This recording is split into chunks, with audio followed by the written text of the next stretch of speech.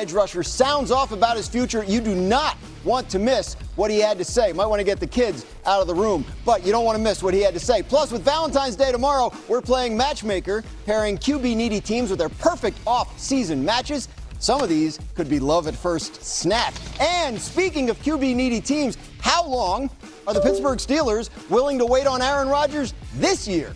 Brooke Pryor is here. She's going to tell us everything we need to know on what's going on in the Steel City. We've got a packed house and a packed show, and we start in Vegas, where Maxx Crosby's future is in question, and his latest comments did little to quiet those questions. Raiders star was asked about trade rumors on the Let's Go podcast, and he did not hold back. Ooh, this gets put your kids to bed. Football and be left the fuck alone. Period. And if people that don't understand that don't fucking know me. People can say whatever they want, but truly, I don't give a fuck besides playing football and winning football games. I give my whole life to this sport every single day. I'm here every morning. My alarm goes off at 4:55, and I am driving 35 minutes across town in an empty, dark building, doing the same thing every single day, trying to help my team, trying to help myself. People can talk all they want. People go on Twitter. I don't even see it. Half of it is news to me. I just care about playing football. Oh, shit. So, yeah, I still don't get why he lives so far from the facility. But anyway, it's Friday on NFL Live. I'm Dan Graziano. We're here with Brooke Pryor, as I mentioned, Mike Tannenbaum, and Jeremy Fowler. And let's start there with Maxx Crosby. Mike T., what was your reaction when you heard what he had to say? He's all ball. Apparently, he has a long commute, Dan. He does. A lot of time to think about these things. I would say this from a Raider perspective. This is a fairly complicated decision for a couple of reasons. You First think? of all, you have a great player, 28 years old, clearly in his prime. And if they wanted to trade him, Giant, Spytek, Clint Kubiak, and others, there would be a massive market when you think about Dallas, Tampa, amongst many others. But Dallas, Tampa. Great Okay. and culture setter, someone that could really help establish a program in year one. I would lean towards trading him because they're not going anywhere anyway, and they have a multitude of needs from O-line, a corner, to another receiver, amongst many other things.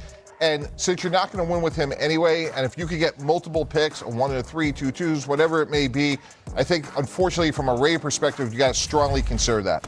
Crosby might live far away from the facility, but the Raiders have a lot of neighbors now. They got teams knocking on the door trying to get a deal done because there's going to be a lot of interest in Maxx Crosby, to the point where one team source told me that they believe the chances of Crosby coming back are pretty small because the Raiders are going to eventually weigh that they have a lot of team needs. They got to figure this out, and they could add them with draft capital that they desperately need, and he would require a lot to facilitate a trade. So a lot has to happen. They have not made a determination yet, but it seems like this is trending a certain way right now. Yeah, that's the thing. He said a lot of stuff on the Let's Go podcast, but one thing he didn't say was, yes, I want to be a Raider. Yeah. So we're waiting to find out that. Brooke, as their custom is, the Raiders have a new head coach. And so Clint Kubiak, what would you say is I love it. Order of business he needs to take care of? Well, Mike T was just talking about how Maxx Crosby is a culture setter and a tone setter on defense. Clint Kubiak has got to find that guy on offense, and that could very well be in the draft this year in Fernando Mendoza. He's got to figure out the quarterback situation. That is priority number one. They still have Geno Smith on the roster. He is, $26.5 million guaranteed this year. So it makes a lot of sense to keep him on the roster, especially if he is up for mentoring Fernando Mendoza. If he's not, though, and if he could hinder setting that culture, setting that tone, then perhaps you do trade him away or cut him, even though you would be eating a big cap. But the priority number one for Clint Kubiak has got to be figure out the quarterback situation. We just saw what he did with Sam Darnold. So he has a precedent of helping some of these quarterbacks make big strides. Perhaps you could do that with a rookie. Yeah, Brooke, for me, this is easy. You draft Fernando Mendoza and you play Geno Smith. Last year, the sack per play rate for the Raiders was 12.4%, worst in the NFL. There is no way I am putting Fernando Mendoza out behind that line for much, if not all, of this year. We learned from David Carr a couple of decades ago. Well, we'll just go ahead and leave it right there. Well, hello, Cowboy Nation. How's everybody doing this evening? Tonight, it is Friday the 13th. Oh, shit. And I hope nobody's scared of Friday the 13th. But before we get into it, let's take care of my good buddies from Sleeper. Sleeper is the #1 fantasy sports app. It pays to know sports. Pick more or less on top players. Your first pick is on us, so start winning now. Play in Texas, Georgia, Minnesota, and 27 more states. Pick anytime across all sports, pregame or live. Over 10 million players are already on Sleeper. Make your picks count. Score Alexa, up to turn on 1,000 lamps. times your cash. Join today. Get up to $100 credit using the code JOBRO. Call your shot on Sleeper. Download now. Call your shot on Sleeper. Yeah, I got a little bit more light going on here. Turned on the lamps. Well, what's up, Holly? Holly Pierce, how are you doing tonight?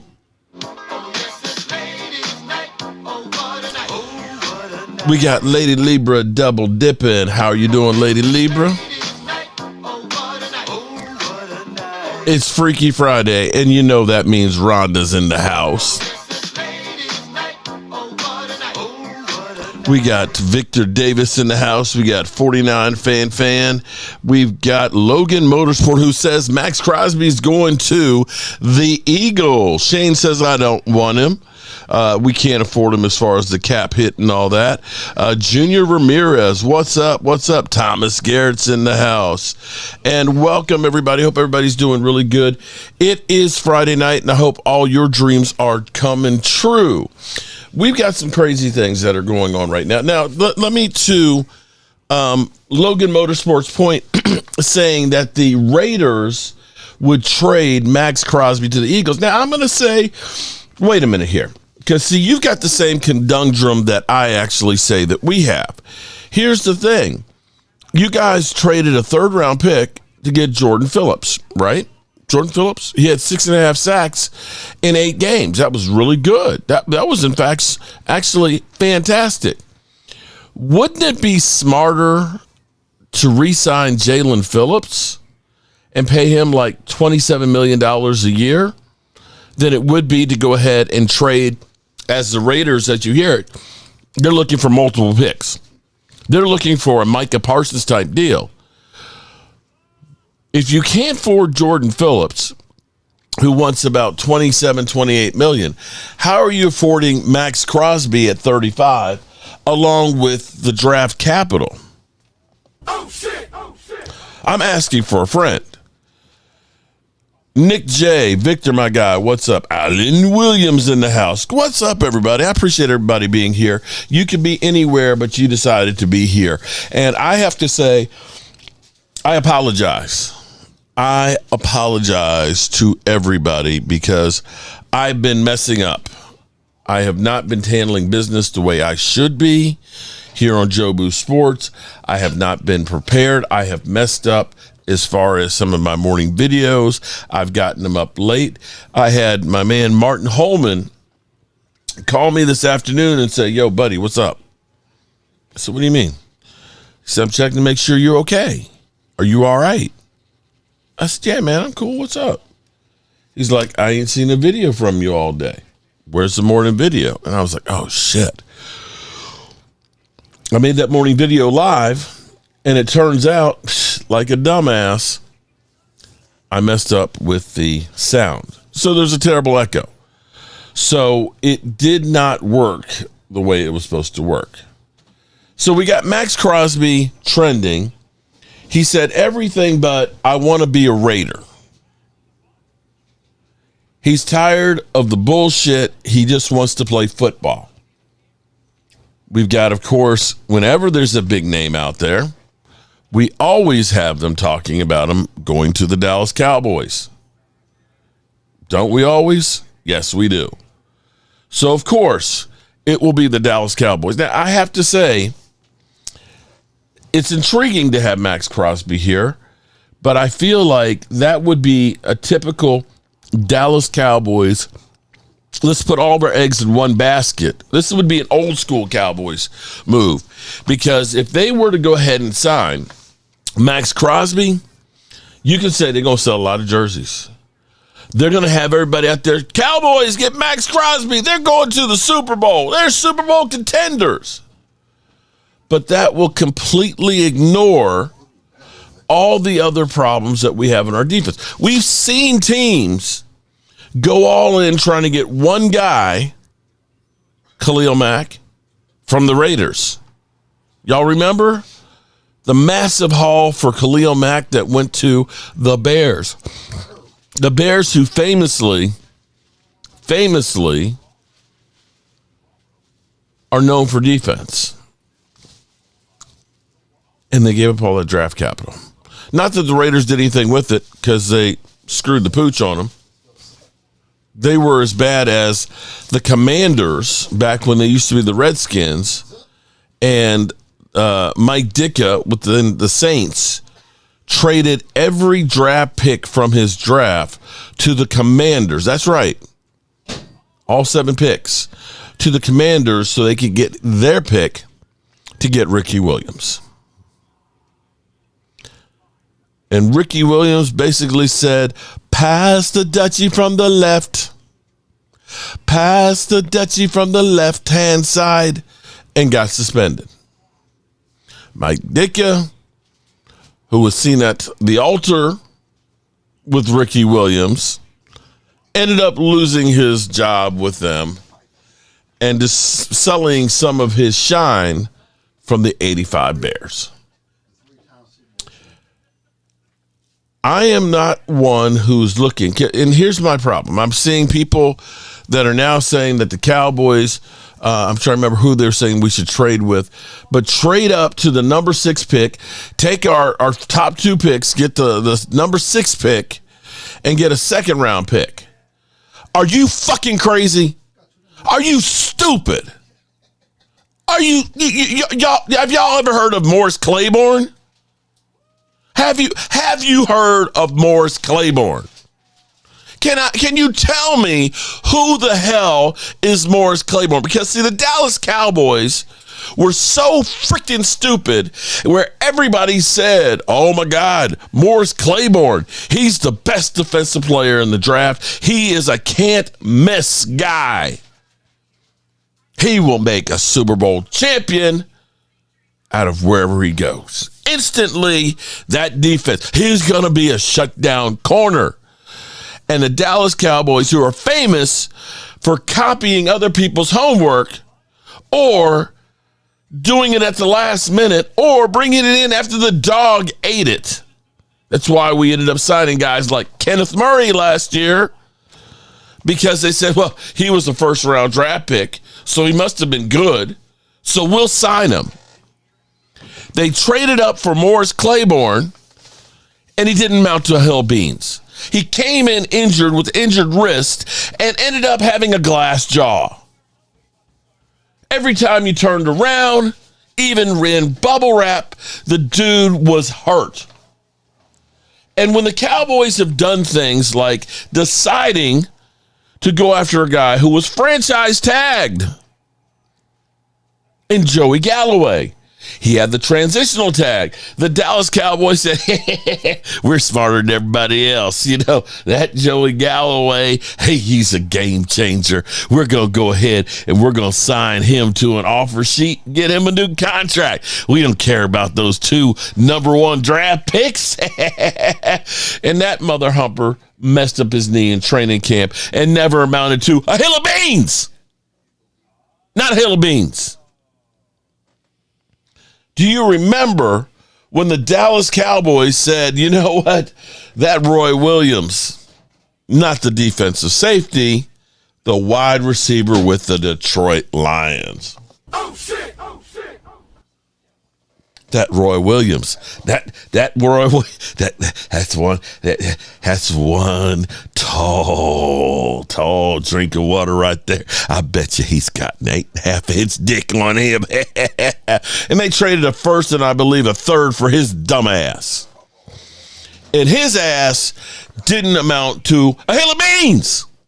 Not a hill of beans. Nothing. Not worth jack shit. When the Dallas Cowboys have traded multiple picks to do some shit, they got exactly that. Shit. I mean, some bullshit. Here's the problem with the NFL. There are no guarantees on anything. I don't care if it's a 1st round pick, a 2nd round pick, 3rd round pick, 4th round pick, 5th round pick, 6th round pick, or 7th round pick. You might as well be playing craps because you got about a 50-50 chance of either getting a great player are getting some bullshit that doesn't amount to the hell it means. The best thing you can do is have more skin in the game and more bodies. You don't trade up, you trade back.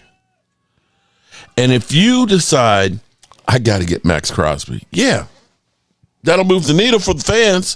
The fans will say, hey, the Cowboys, they're all in. Problem is, that means you got one shot in that gun. You got one shot. You fire that shot, you got a damn gun that ain't worth shit. I'm already worried that we only have 2 number 1 first round picks. We don't have a second. We don't have a third. Not the second round picks are worth anything with the Cowboys because they suck ass. There's a long list of fails. You got D-Law, that was really good. You got Sean Lee, that was really good.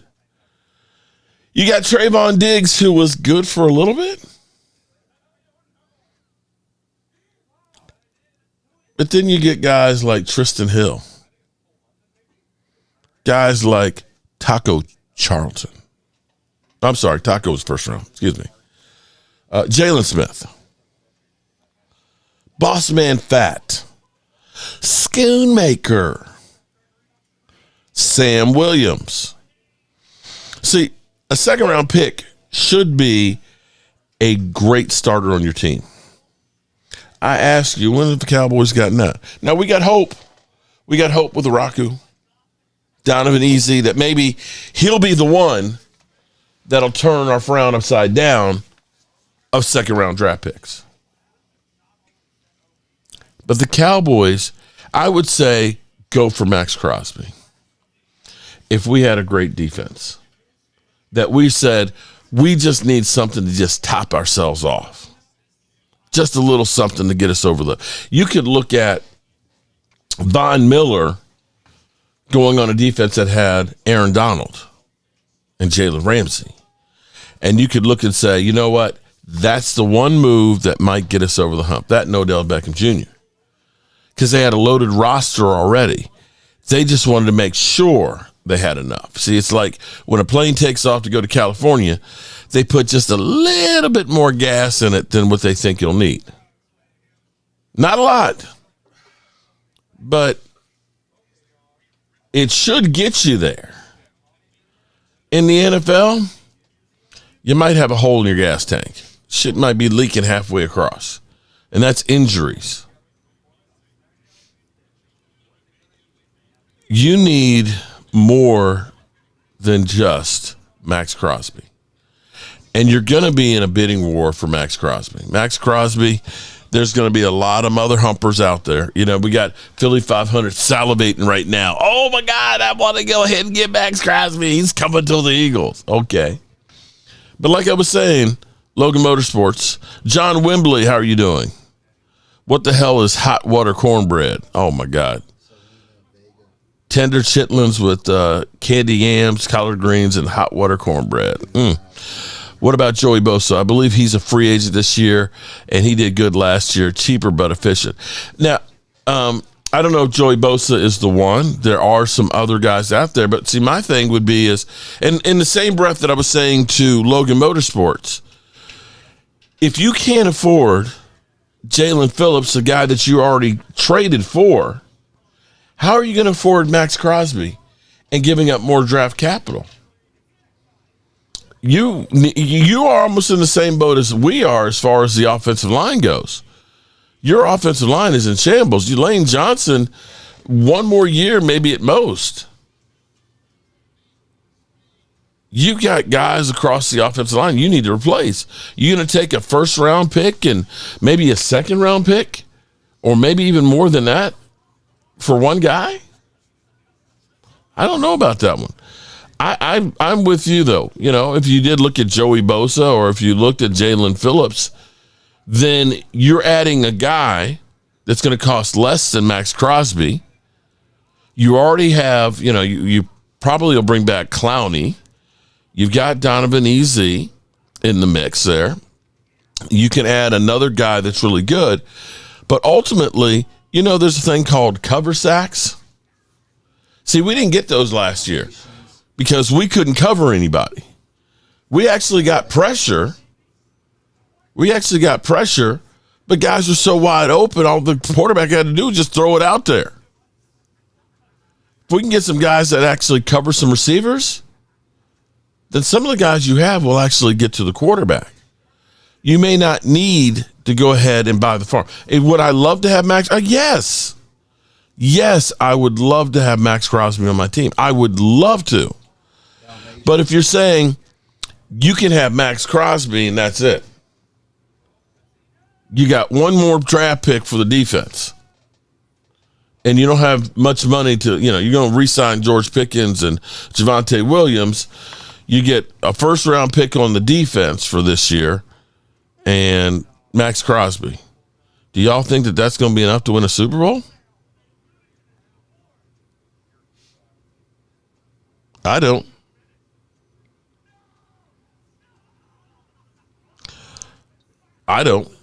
At all. You need more. We need cornerbacks. We need linebackers. We need edge rushers. And I'm going to dare say we also need offensive line help. I'm not ready to go into another season with Tyler Guyton as my left tackle. He is the weakest link on our offensive line. Just is. And I'm not sure that I want to pay Terrence Steele $18 million next year. Ultra Eagle, a.k.a. Frank Joseph in court. Karma is beautiful. Isn't it, though? Keep hating, Frank. Keep hating. I love how you're obsessed with me, bro. Keep it up. Rhonda Right Mark. So, do you look at this and just say we're going to be a one-hit wonder? I mean, think about it. We had arguably a guy who was better than Maxx Crosby here in Micah Parsons. But we know that Micah Parsons alone wasn't enough. Now, I get it. We got Kenny Clark and Quentin Williams added to the mix. That's a little bit more, but you look at our secondary from a couple years ago when Deron Bland was balling, and you had Diggs that was balling too, and back when Donovan Wilson and Hooker were playing well, and you had at least some credibility, a little bit of credibility at linebacker. All that stuff's gone. You're not bringing back Kenneth Murray. You're not bringing back Kenneth Murray. Overshown is still raw and still recovering, and you need more help there. I don't think Maxx Crosby is the guy. I just don't. I'm with you, Thomas. I'm just looking at it from the standpoint of saying it's too expensive, or it will be. To me, it's like this. You're better off, and I got to say this the right way. The Cowboys last year, they tried to sell us on, we don't need Micah Parsons. We can win by committee. We can produce pressure by committee. Yeah, if you have decent players. But you had a Donovan Easy who was a rookie, still wet behind the ears. You had Clowney, who after not having any offseason work, comes in after training camp and has to get in shape.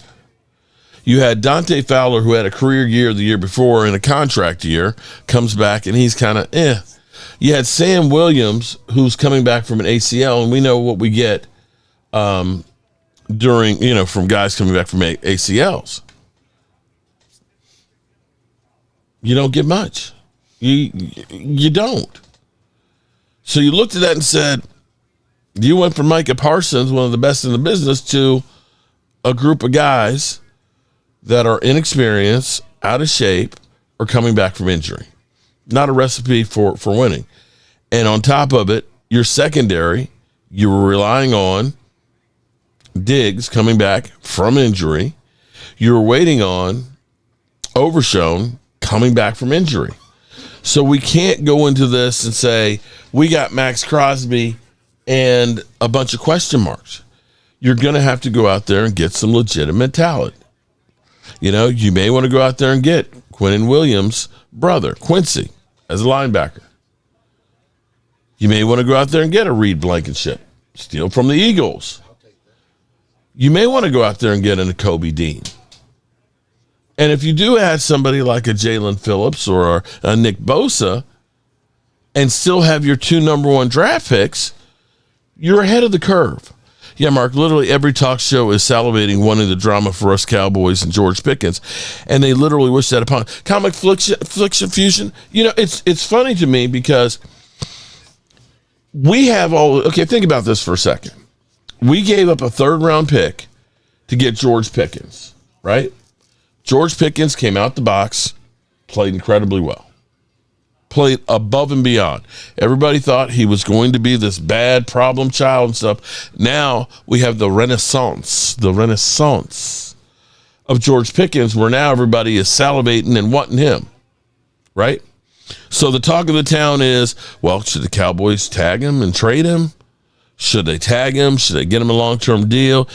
All the teams that he could go to, right? It's the big talk of the town.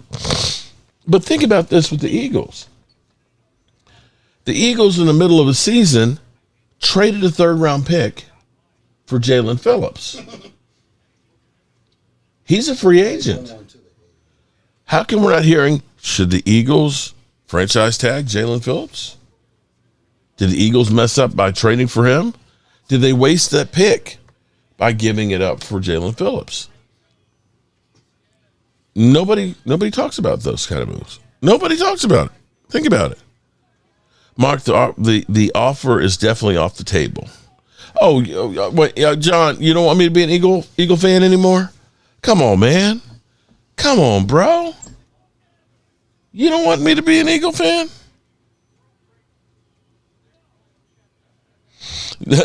DC Gilly says he changed his mind after hearing me preach about Crosby. You're right. We need to build our defense first. And Crosby, remember, he just got his knee worked on. How's that worked out for Cowboy fans when we've got somebody who's coming back from knee surgery? I know it's not an ACL, but when you say knee and Cowboys, I'm scared.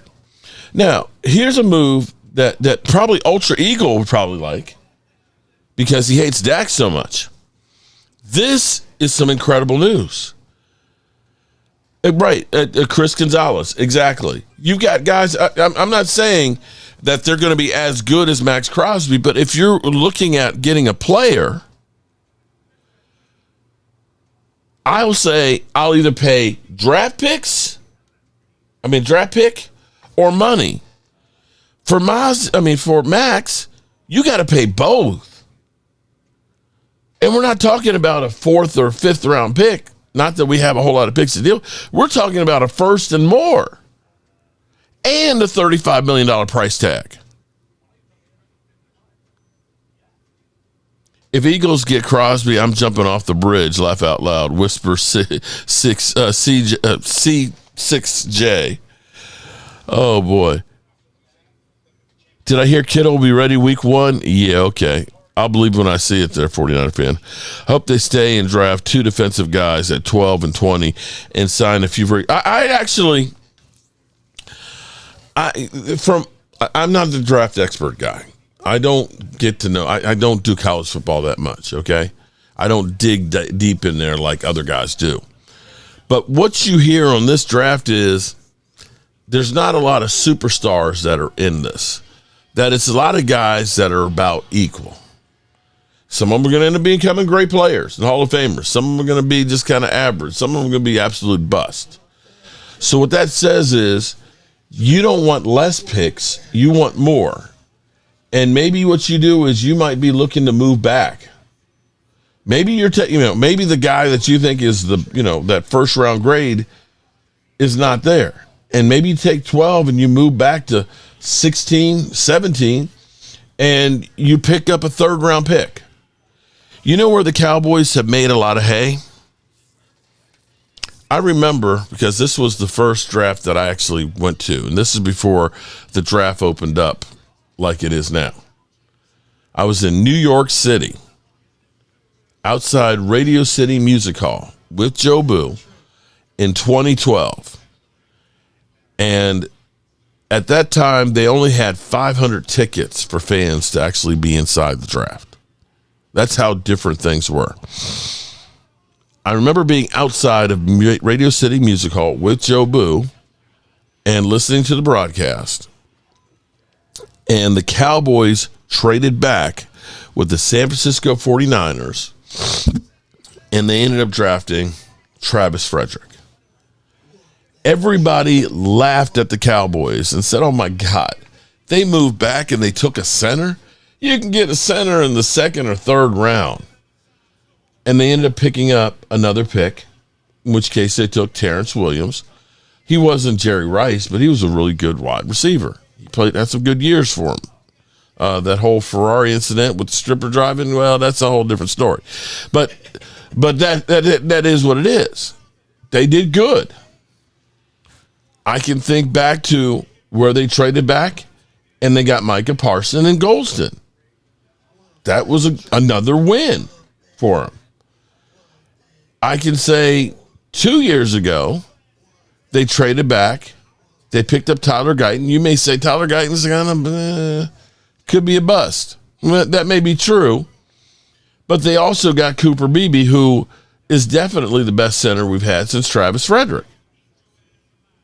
So you're better off having more picks in the game that, you know, if you miss on one, you've got some other ones that you can rely on. That's my point. Maxx Crosby, that means you lost some capital to be able to sign free agents, and you lost draft picks. We can't afford to do both. Now, for good news out there, like I was saying, Mark, please remember we didn't get anything near coaching last year at all. We do have a couple of players I believe have potential to do better. David Cottrell, you are 100% right, and we just got another good one today for our inside linebackers coach. I'm going to touch on that in just a minute. But for those out there like Ultra Eagles, okay, and the Dak Prescott haters, there's a solution out there for you to get rid of Dak. There's a quarterback out there who's looking to help a team get to the Super Bowl. And he's talking about coming out of retirement. No, I'm not talking about Peyton Manning. I'm talking about the legendary, the ultimate warrior, the unselfish player that he is, the incredible. Are you ready for this? Are you ready for this? Derek Carr. Sorry, would I come back? The answer obviously is yes. Good. Okay, great. But I have I had to say no a couple of times so far. Yeah, Will, we know that. Do I have any purple and gold? Go Lakers. Oh, yeah. That's what I mean. It's Laker season. That's right. I told you this. It hasn't changed from the first interview that we did. Tell them. Okay. Tell the people. All right. Would I do it? Yes. Would I do it for anybody? Absolutely not. Nope. There's no way. I know from experience. In the last couple months, he would not. So stop calling unless you're serious. Unless you're trying to make a run at this thing. Yeah. Right? The confetti falling. Listen. The Lombardi in the sky. That's what we're after, okay? Yeah. That's what we're after. So would I do it? Absolutely, I would do it. I told you two things. I'd have to be healthy, and I would want a chance to win a Super Bowl. That's two pretty good factors. And obviously, factors. that's a tough thing to find. That's hard to do. That's not easy. I'm going to tell you right now, though, I know you're healthy. So. Okay, so Dak haters, Derek Carr out there, who's got one playoff game to his career, is ready to go on a Super Bowl run. He's ready. If you got a team that's primed and ready for the Super Bowl, he wants to ride with you. He didn't say carry him to the Super Bowl because he ain't got no experience in that. So there's that. Minnesota would be a good location for Carr to land. Rhonda, leave my Eagles alone. Carr would be a good Jalen replacement. Okay. Dallas Cowboys American team, Rhonda. Yeah. So that's my point right there. Now, the Dallas Cowboys, they've been doing some business here. Okay. They have, and let me get my clip here. Where is it?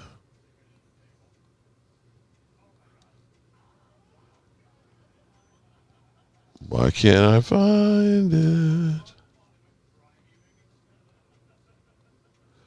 The Dallas Cowboys. Here we go. The Dallas Cowboys have hired Scott Simmons as their inside linebacker coach. Scott Simmons was well sought after by multiple teams. The Dallas Cowboys are expected to hire SMU defensive coordinator Scott Simmons as their inside linebacker coach. For the last 4 years, Simmons has served as SMU's defensive coordinator and safeties coach. In the last 3 seasons, he was nominated for the Broyles Award, given each year to the nation's top collegiate assistant coach. In 24, he helped SMU reach the first college football playoff in school history. This past season, Simmons helped SMU's defense to finish 5th in the nation in takeaways gained, 5th in red zone defense, 8th in passing intercepted, 19th in rushing defense, and 23rd in sacks. Prior to joining the SMU staff, Simmons was the defensive coordinator at Liberty between 2019 and 21, and in 2018, he was linebackers coach at Memphis ahead of taking his first FBS level DC job. Now, again, let me go back to my original statement. You can look at any move that you make in the NFL, and it's got a 50-50 chance of being great or a 50-50% chance of blowing up in your face. There's no guarantee that Christian Parker, who's not called defensive plays, is the genius that we think he is. He's got the pedigree, he's been around, but nobody knows if he will or will not be the guy until he actually gets out there. Now, to someone's point here, one of the things I think with Brian Schottenheimer, where he talks about he wants guys, Mark, Eagles will be in trouble if Landon Dickerson and Lane Johnson both retire at the same time. Well, Lane says he's coming back. Now, the question has to be, is he coming back healthy? Will he be healthy? Will he stay healthy? Landon Dickerson, he can come back, but he was here this year, and his body is breaking down on him. He's in bad shape. He's had 13 or 14 operations. And for a guy that's only like 26 or 27, that's a lot of wear and tear on there. You don't go through and say, hey, I've had all my injuries now. I got them out of the way. Now I'm going to be healthy. Once you start getting them, you're more apt to get them again. Mark, Eagles will be okay. Let's see. Now that's violent, Rhonda. Uh-oh. Thank you, Holly. I have an electric wire mounted all. Oh, wow. You got electric wire mounted all over the place. Damn. John, what's going on with you and Rhonda here? 49 fan at Nick J. But I think with the D-line healthy this year, he will produce and get a lot of pressures, not just sacks. Well, it seems like in 49er fan, I'm curious as to what you think about this. They say there's high-power electric lines that are right there at the practice field, and that you can hear the humming. And some people believe that the mass rash of injuries are because of the power lines there in San Francisco. Well, they should be, but they're not. There's the I don't know. But, they always say there's something strange in the water. Maybe. Chris Gonzalez, SMU upset my favorite college football team, the Miami Hurricanes. I remember Landon Dickerson having a few surgery while he was in Alabama. Yeah, he's a good player when healthy, but he hasn't been healthy in quite a while. Pickens and CD were fun. You're right about that. So that, to me, again, is the effect of Brian Schottenheimer. This is very similar to what Brian Schottenheimer did when he put together his offensive coaching staff. They went in college rankings. They went around. They ended up getting some of the best, young, brightest talent on the offensive side.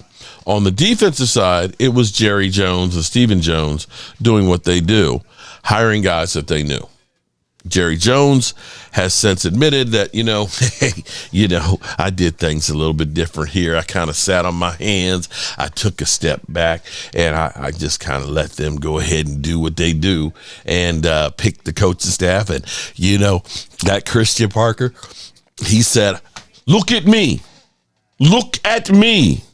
I'm the captain now. He said, I'm the captain now. I said, okay, you're the captain now. We're going to see if you sink or swim there, son. Yeah, something like that. The substation laughed out loud. I say we should look into it.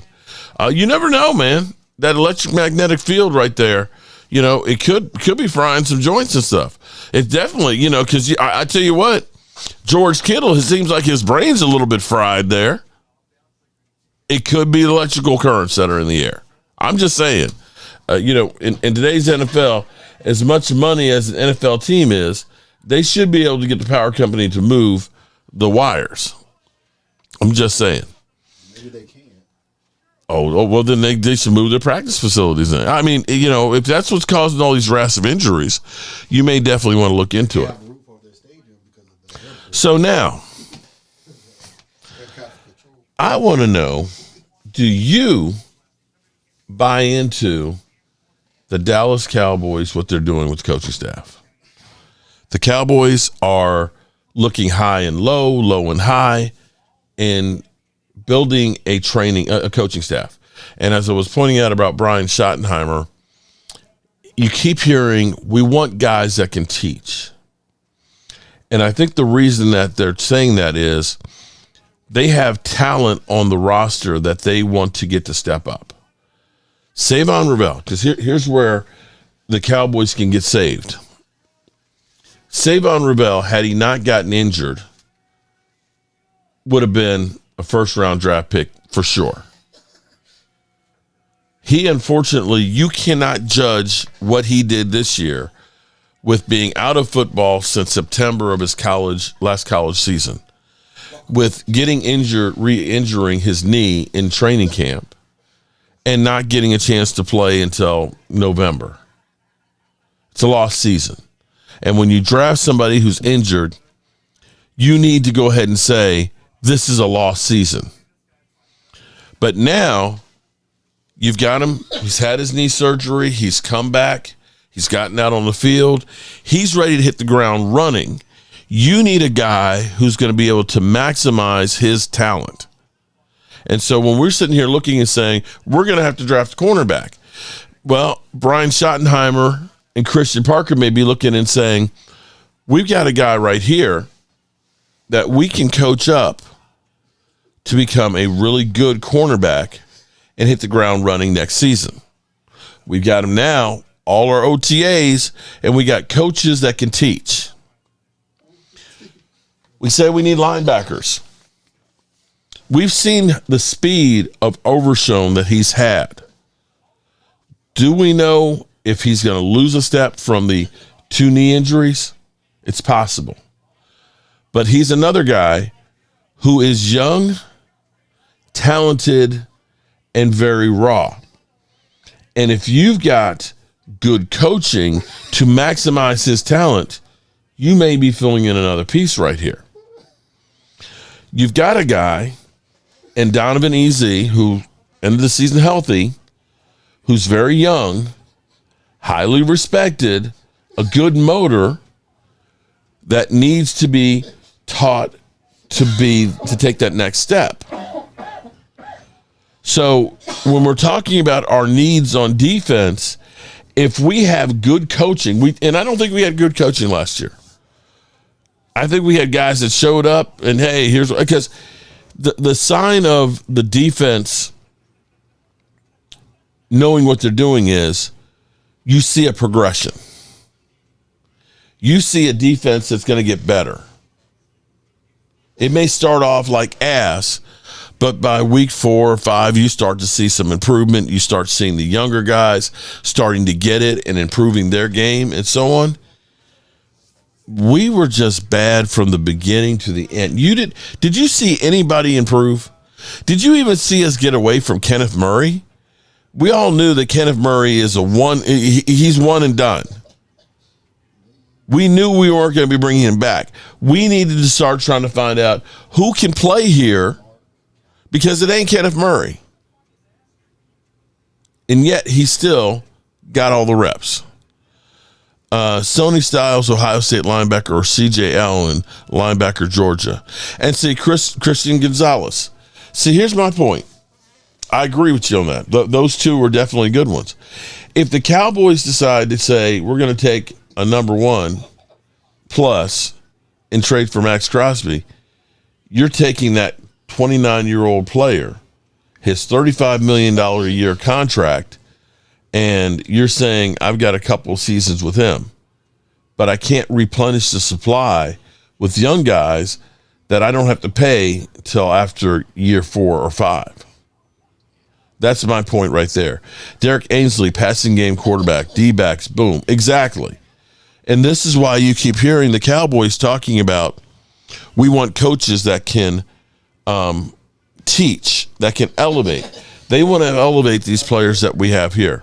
Hey, Mark, who is our third receiver next season? Ryan Fenoy? Probably will be Ryan Fenoy. Yeah, now, here's the thing that bugs me is the whole idea of tagging George Pickens, and we'll trade him for a second. Now, I don't think the Cowboys. First of all, if you are trying to get a deal, let's say you're going to go buy a car. The last thing you want the car salesman to know is how much you're willing to pay. Because it's guarantee you can say, hey, man, I got $25,000 I can spend on a car. He going to find you that car that's, oh, man, it's $25,000. And then he going to sell you, the LoJack system. Well, it was already, we can't take that out, but we'll give you a discount on it. It's already loaded on the car, and you need that LoJack. It's like, why do I need LoJack? I can get myself a little Bluetooth, tag and pop on the car. I don't need that LoJack shit that you put on there. Mike, do you even know how to use the LoJack on your car? Do you use it? I haven't had to.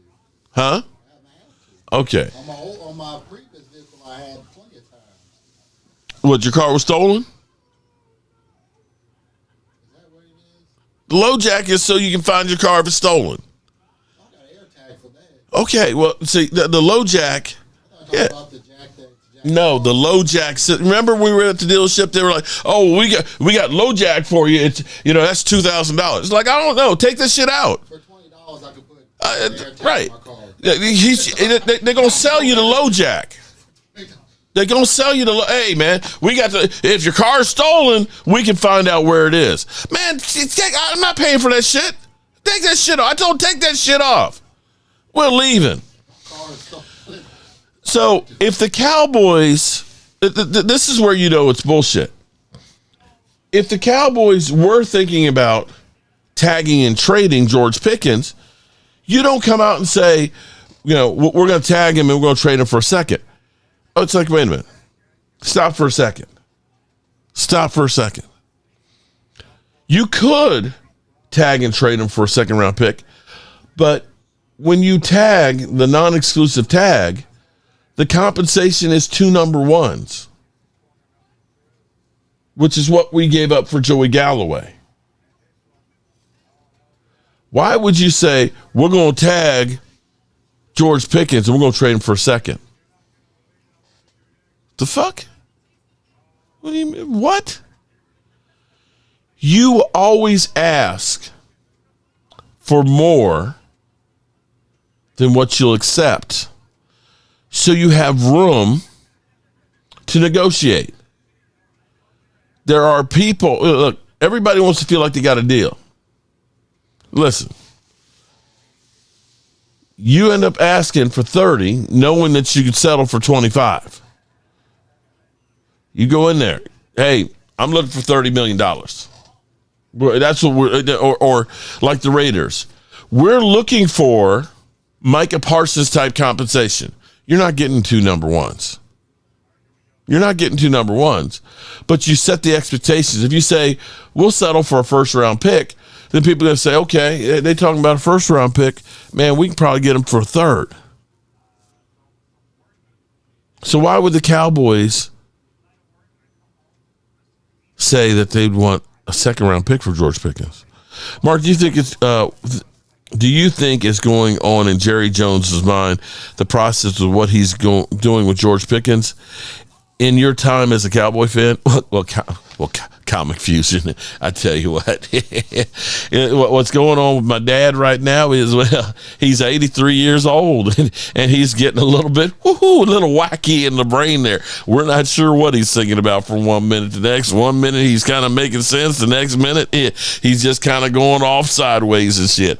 I would have to think that after what happened with Micah Parsons, they screwed up. They screwed that whole situation up. You can't tell me it was their plan all along to trade him at the trade deadline. In training camp. It ended up working out for him, getting the 2 number ones, and that the Green Bay Packers choked, and we'll say that it ended up winning. Sometimes you get lucky. Sometimes it's better to be lucky than smart. And I think that's one of those ones that they actually got lucky on. But doing that was not a good way to do things. And in my mind, with George Pickens, the longer you wait, the more it's going to cost you. You can say, well, we're not sure. We're not sure if George Pickens is the right guy or not. Well, you know what? There's no guarantee on anybody. You could look at DK Metcalf. That sounded like, we said, oh, my God, look at what DK Metcalf has done over these years. That's a great move. And they signed him to a $150 million contract. And you look at that now and you're kind of like, George Pickens look a whole lot better than DK right now. And they have kind of like seller's remorse. You can look at a situation like for Washington. And I had a Commander fan that told me I'm just a fucking idiot and to stop talking about them. Because what Washington did was they signed Deebo Samuels last year, 1-year deal, and they used the void year for the second year to give him cap relief. So last year was $3.5 million cap hit for Deebo, and we all said, Deebo hasn't had a great season since 21, and in his career has had 1 year where he had over 1,000 yards. Now I want you to think about that for a second. Deebo had 1 season in his career over 1,000 yards.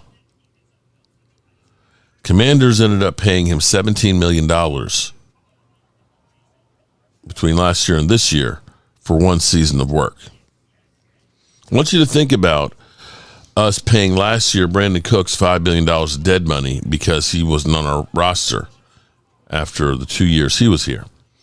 I want you to think about the $8.5 million we paid Michael Gallup, the second year of dead money that we had after trying to sign him. And as far as Ryan Fennoy goes, I have to look at Ryan Fennoy, where everybody thinks, oh my God, Ryan Fennoy is a great receiver. Ryan Fennoy is Cedric Wilson. Cedric Wilson, you couldn't tell people that Cedric Wilson wasn't a great wide receiver.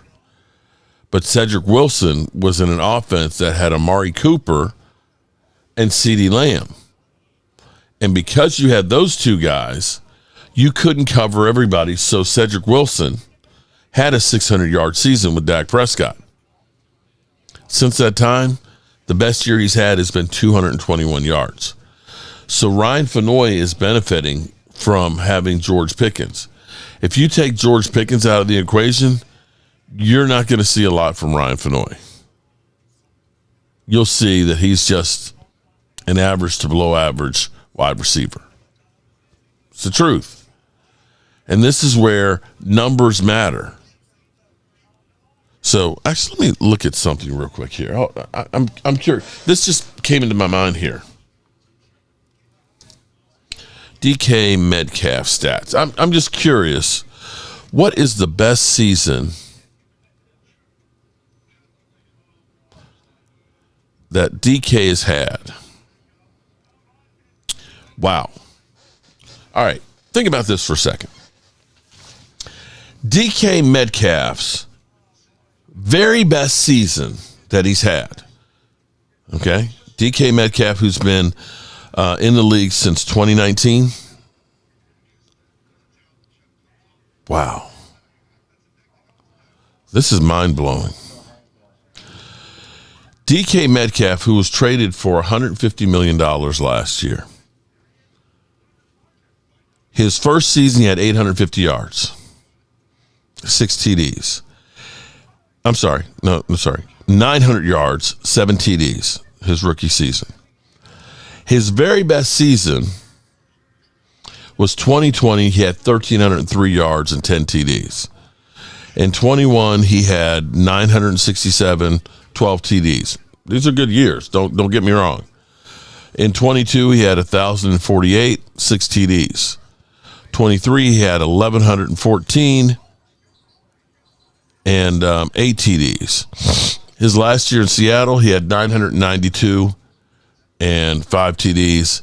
And his worst season, let me say it again, his worst season of his career was this year at 850 yards and 6 TDs. They traded for him and are paying him $33.5 million a year. And his best year is still not as good as what George Pickens did this year. So for those out there that are saying, George Pickens is too expensive, you saw what the Steelers gave up for DK Metcalf, $150 million, for a guy who's older, more miles on him, and has not had the season that George Pickens has had. If the Cowboys let him out for a second-round pick, that's about the dumbest thing that they've ever done. Joey Galloway, where they gave up 2 number 1s for, never had a season like that. Roy Williams, they gave up a first and I think a third, never had a season like that. If the Cowboys were to let him go for a second-round pick, I think I would have to turn in my Cowboys card. Just can't do that. 3 years ago, DK did, right, Demrum. I went through the years. You're right. 3 years ago was 1,100 yards. And my point is using DK as a measuring stick because he got traded after having a 952-yard season for $150 million. $150 million contract.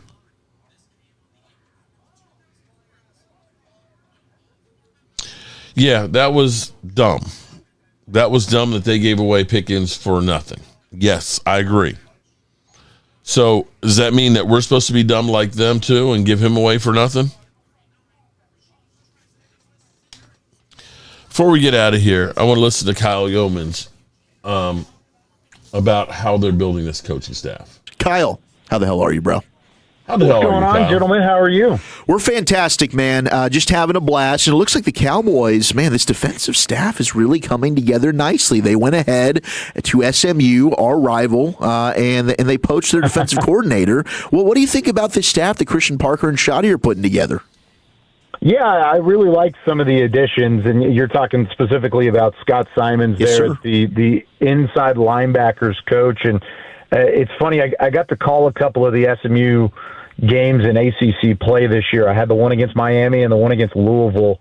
And the most impressive elements of that SMU team this past year, and if you are a fan of the Ponies, you understand, the defense was really solid this year. And they had multiple guys on that defense that will play at the next level. I think Ahmad Moses, the safety, is a guy that I really liked, and Scott Simons had a big impact on him. He was the defensive coordinator and safeties coach, and Ahmad Moses was one of the more electrifying playmakers in the secondary in college football this past year, led the ACC in interceptions, was a game breaker, especially in that win that they had where they stormed the field against Miami. I like Jeffrey Imba as a defensive tackle up front, who's a guy who was at the Shrine Game a couple weeks ago. I mean, they had pro talent on that staff. They had pro talent at Memphis, where he was at as a linebackers coach prior to taking the DC job with Coach Lashley and company at SMU. So he's one of a number of hires on that defensive staff that I like so far, and he continues to build out a group of guys that I think fits the mold from what Dallas is looking for, which is communication, player-first mentality, and trying to fit some of the good things that they had last year. I know there weren't a ton of them, but some of the good things they took from last year and build on that with better personnel in 2026. Kyle, do you think that pretty much does it for the defensive staff there? Is it pretty much like, all right, we're ready to rock and roll, head to Indy for the Combine? Yeah, it's getting pretty close. I'm trying to think of anybody else they could hire. I guess Zach Orr. Zach Orr is the name that I keep being asked about, Kyle. Do you think now that they've filled out the linebacker roles that one probably not going to happen, or still maybe some optimism?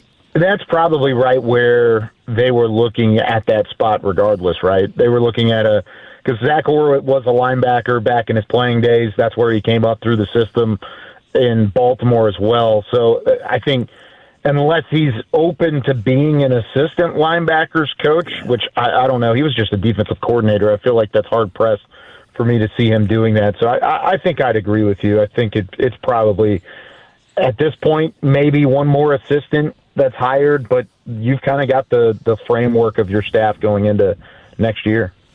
What do you think about George Pickens and how this situation could play out where they're at right now? I mean, I feel like the tag was a formality, but now in terms of I know Nick Harris was talking with you guys on the draft show about if there was a trade, the value he could get. I mean, what's your pulse on the GP3 situation? Yeah, I don't think it's been out of the ordinary from what we anticipated, right? The tag was a formality. I thought it was. I honestly chuckled when those reports started to surface the other day. Dallas is expected to tag. Well, yeah, it's part of the process here with a guy as talented as Pickens. It doesn't mean he's going to play on the tag. It doesn't mean that Dallas wants him to play on the tag. It's just a placeholder to continue negotiation, because think about it the other way. Think about it if you did not tag George Pickens and how much of a conversation that would become and how scrutinized the front office would be for not doing that. It's a smart thing to do now. Just go ahead and put it there. Make sure that he's under contract control by the Cowboys front office, at least for the 2026 season, and then try and figure out everything from there. I think Pickens' staff knows that they don't want that to ultimately be the case, but it's still a lot of money, and it's still an opportunity for him to build on what he did last year. So nothing out of the ordinary so far. I don't really have a pulse on it one way or the other, whether it's a good thing or a bad thing, just because we haven't gotten to the Combine, and that's really where I think both parties have said a lot of the conversations are going to happen is whenever we get out to Indy in a couple weeks. Kyle Yeomans, DallasCowboys.com, with us here on The Fan. Are you starting to feel some momentum? Like we've heard, I mean, Broadus has talked about it plenty. Jake Lazer's talked about it plenty. I think Nick Harris kind of feels this way. Like, I'm trying to temper expectations, but are you getting the feeling that the Cowboys are going to be a little bit more aggressive this time around when it comes to free agency? Yeah, I do have a little bit, at least in terms of the conversations we had at the Senior Bowl with Will McClay, with Stephen Jones, and just in passing in the building the last couple of weeks. I could see them being more aggressive. Now, you kind of have to temper your expectations, right? I mean, you fellas know just as much as I do that saying it and doing it are two very different things when it comes to free agency and the mindset around it. But when you're this close on one side of the ball and your offense is an elite level offense, plus you look around the division, you see Philadelphia had a down year. They're going through some contract kerfuffle at the moment in their own right. Then you've got New York, who's not necessarily there yet, but are still building in the right direction. Washington, I think this division is open for the taking as long as you can fix your defense. So if you have the money, which they have the money to clear up first, which I anticipate them to do, but then you're going to have some spending cash available to go into free agency, whether it's not just retaining George Pickens and Javonte Williams, which they've been very open in saying that they would like to do, but in adding talent to the defensive side, even before you get to a draft, that you hold 2 first-round picks there. So, yeah, I think there is a little bit of momentum. They're saying the right things. They showed at least a willingness to be a little more aggressive last year, even though it wasn't an over-the-top spending mentality. It was mostly via trade and some other roster moves. But I could see them going that direction a little bit more so this year. All right, Kyle, let's talk some draft. I miss being with you on the draft show, but I know you guys are kicking. I miss you too, buddy. Kicking butt. And the staff. All right, I'm going to end it right there. I got to go pick up my lovely bride, Miss Tracy. And so we've got to get out of here. Let me say from the bottom of my heart, I appreciate everybody being here.